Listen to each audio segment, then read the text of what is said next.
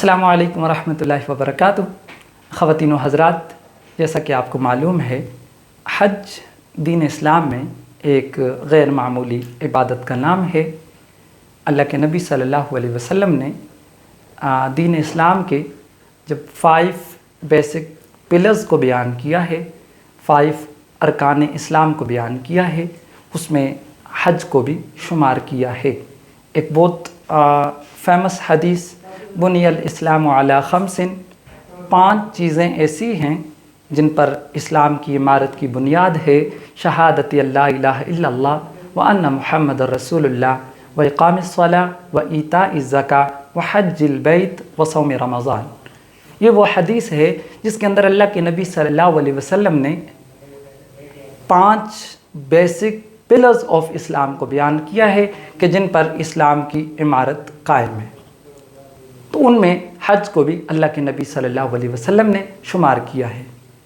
تو اس لحاظ سے اگر دیکھا جائے تو حج ایک غیر معمولی عبادت کا نام ہے۔ ہر سال دنیا کے ہر خطے سے جوک در جوک لوگ اللہ تعالیٰ کی محبت اور اللہ تعالیٰ کے حکم کی تعمیل کے لیے سفر کرتے ہیں بیت اللہ کی طرف اور حج کی ادائیگی کرتے ہیں، چاہے وہ کوئی عربی ہے، چاہے وہ کوئی عجمی ہے، کوئی کالا ہے، کوئی گورا ہے، کوئی امیر ہے، کوئی غریب ہے۔ ہر ایک وہاں پر ایک ہی شان میں آتا ہے اور وہاں پر سب برابر ہیں، سب کا لباس ایک جیسا ہے۔ وہاں پر کوئی فرق نہیں کر سکتا کہ یہ مالدار ہے، یہ غریب ہے، یہ کسی ترقی یافتہ ملک کا ہے، یہ کسی ترقی پذیر ملک کا ہے، ایسا نہیں ہے۔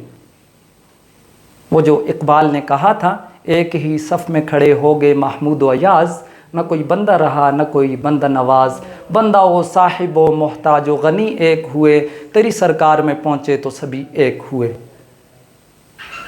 اس کے بعد یہ سمجھیں کہ وہ تمام تر عبادات جن کی ادائیگی سال میں ایک دفعہ کی جاتی ہے، چاہے وہ زکوٰۃ ہو، چاہے وہ رمضان کے روزے ہوں، چاہے وہ حج ہو، تو لوگوں کے لیے ان تمام تر عبادات کے مسائل کو سمجھنا، طریقہ کار کو سمجھنا وہ قدر مشکل ہو جاتا ہے۔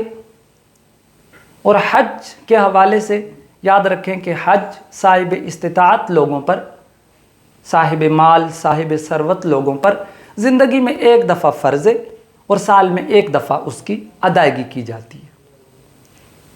چنانچہ لوگوں کو حج کے طریقہ کار میں بہت زیادہ مشکلات پیش آتی ہیں۔ بارہا لوگ سوالات پوچھتے ہیں، احرام باندھنے کا طریقہ کیا ہے، طواف کیسے کریں گے، سعی کیسے کی جاتی ہے۔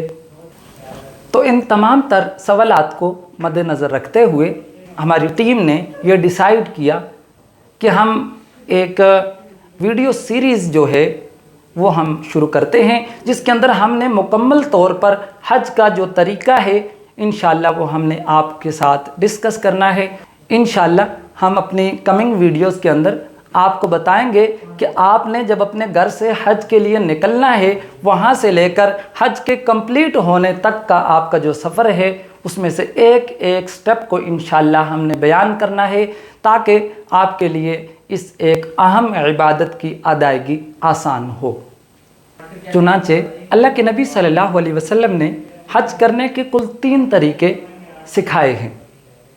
سب سے پہلے حج افراد۔ یاد رکھیں، عربی زبان میں افراد کا مطلب ہوتا ہے کسی چیز کو تنہا کرنا، کسی چیز کو اکیلا کرنا۔ تو حج افراد یہ کہ جب آپ اپنے ملک سے چلیں تو آپ صرف حج کا احرام باندھ کر آپ سفر کریں۔ عموماً پاکستان سے جانے والے لوگ حج افراد نہیں کرتے۔ اس کی وجہ یہ ہے کہ پاکستان سے جو فلائٹس ہیں وہ 10 ذی القعدہ کے بعد فلائٹس جانا شروع ہو جاتی ہیں حاجیوں کی۔ اب 10 ذی القعدہ کو جو شخص یہاں سے احرام باندھ کے گیا ہے اور حج کے دن سٹارٹ ہوں گے 8 ذی الحجہ سے، تو اب یہ ایک لانگ ٹائم ہے، ایک 20-25 ڈیز اب ایک شخص نے احرام کے اندر گزارنے ہیں، احرام کی پابندیوں کا خیال رکھنا ہے، جو کہ مشکل کام ہے۔ اس لیے عموماً پاکستان سے جانے والے لوگ حج افراد نہیں کرتے ہیں۔ دوسری جو قسم ہے وہ ہے حج قران۔ قران عربی زبان میں کہتے ہیں دو چیزوں کو ملانا، آپس میں دو چیزوں کو ملانا، اس کو کہتے ہیں قران۔ تو حج قران یہ ہے کہ جب آپ اپنے ملک سے حج کرنے کے لیے چلیں تو آپ حج اور عمرہ دونوں کا احرام باندھ کے چلیں گے، اور پہلے آپ نے وہاں جا کے عمرہ کی ادائیگی کرنی ہے۔ عمرہ جب کمپلیٹ ہو جاتا ہے اس کے بعد آپ نے احرام کو نہیں کھولنا، پھر جب حج کے دن سٹارٹ ہوں گے پھر آپ نے حج کو مکمل کرنا ہے، اور حج کمپلیٹ ہونے کے بعد پھر آپ احرام سے آزاد ہوں گے۔ اس وقت تک آپ نے احرام کی حالت میں رہنا ہے۔ تو یہاں پر بھی وہی وجہ ہے کہ آپ کو ایک لانگ ٹائم تک احرام کی حالت میں رہنا پڑتا ہے، جو کہ ایک مشکل کام ہے۔ تو اس لیے پاکستان سے جانے والے لوگ عموماً حج قران کا انتخاب بھی نہیں کرتے ہیں۔ اس کے بعد تیسری قسم ہے حج تمتع۔ حج تمتع یہ ہے کہ جب آپ اپنے ملک سے جانے لگیں، سفر کرنے لگیں، تو آپ نے صرف عمرہ کا احرام باندھنا ہے۔ وہاں جا کر آپ نے عمرہ کی ادائیگی کر کے احرام کو کھول دینا ہے۔ اس کے بعد جب 8 ذی الحجہ کو حج کے دن سٹارٹ ہو جاتے ہیں تو آپ نے پھر سے احرام باندھ لینا ہے، اور یہ آپ کا احرام کھل جائے گا 10 ذی الحجہ کو۔ تو گویا حج تمتع کے اس پورے سفر میں آپ نے صرف 4 دن احرام کی حالت میں رہنا ہے، 4 دن آپ نے احرام کی پابندیوں کا خیال رکھنا ہے۔ تو چونکہ اس میں بہت زیادہ سہولت ہے، اس لیے موسٹلی پاکستان سے جانے والے لوگ وہ حج تمتع کا انتخاب کرتے ہیں۔ تو اس لیے ہم نے اپنی اس ویڈیو سیریز کے اندر جس طریقے کو ڈسکس کرنا ہے وہ حج تمتع ہی ہے، کیونکہ عموماً لوگوں کی جو سلیکشن ہے، لوگوں کا انتخاب ہے، وہ حج تمتع ہوتا ہے۔